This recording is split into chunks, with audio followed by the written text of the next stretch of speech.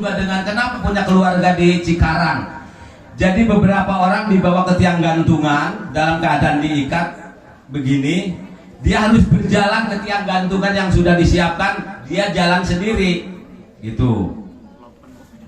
Nah, sebelum digantung itu Haji Muhammad Ahya atau di keluarga ini dikenal dengan Buyut Ahya itu minta waktu untuk sholat 2 rakaat.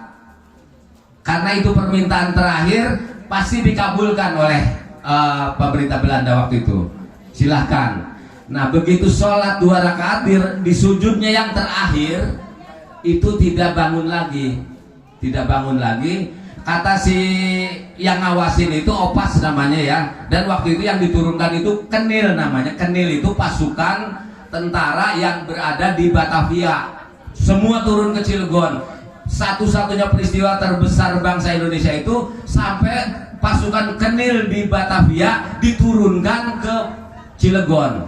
Dan itu belum pernah terjadi di peristiwa sejarah manapun selama peristiwa pemerintahan Hindia Belanda. Baru di peristiwa ini. Nah, jadi begitu diawasin, laporan, waduh komandan gitu, kira-kira yang ngomong Jawanya mah, orangnya udah mati katanya.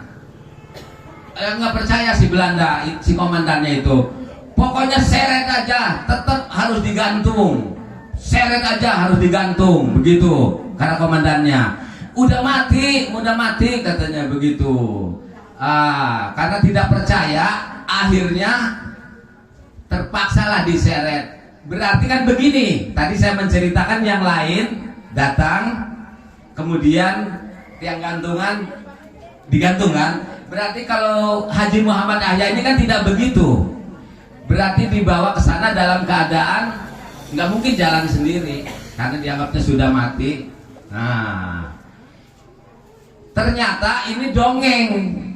Yang namanya dongeng itu cerita turun-temurun dan mitos gitu ya. Jadi saya juga menganggapnya itu sebagai dongeng.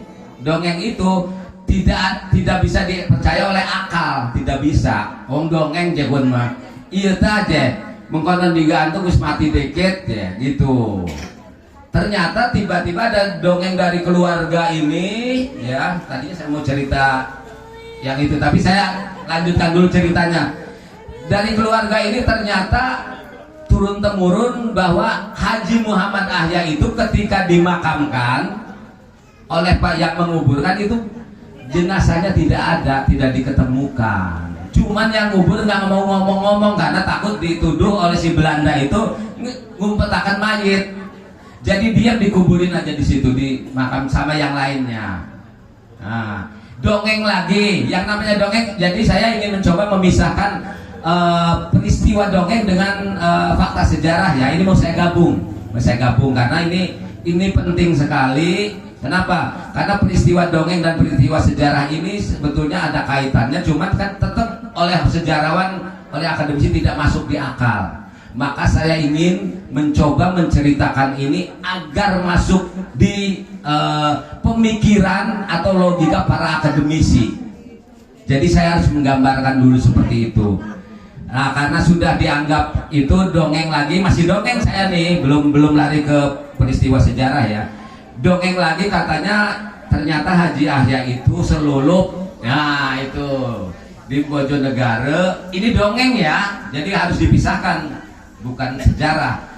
Dan muncullah di namanya di Bekasi itu Cikarang.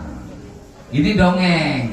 Kemudian ada informasi dari Cikarang, ada petugas bea cukai itu yang kerjanya di Merak, dan sampai sekarang pun yang namanya bea cukai itu rumahnya tidak di Cilegon atau tidak di Merak, rumahnya tetap ada yang di Jakarta, ada yang di Tangerang, sampai sekarang pun begitu. Dari dulu tugasnya di Merak.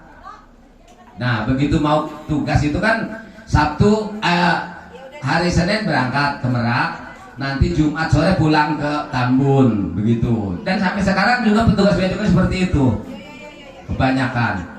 Jadi begitu mau berangkat lagi dititipi salam ya nong, arning ulon ya, titip dengan anak putu kita. Jadi si orang bea cukai ini namanya Duane Kardi. Zaman dulu bea cukai itu istilahnya duane.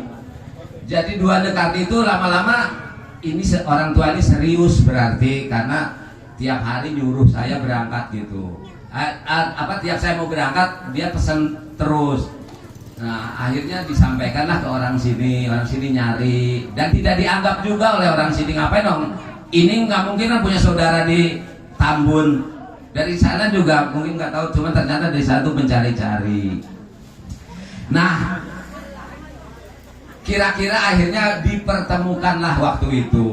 Nah begitu saya juga ketemu tahun 2014 juga kaget karena wajahnya mirip-mirip, dan sekarang ini ada di sini semua gitu.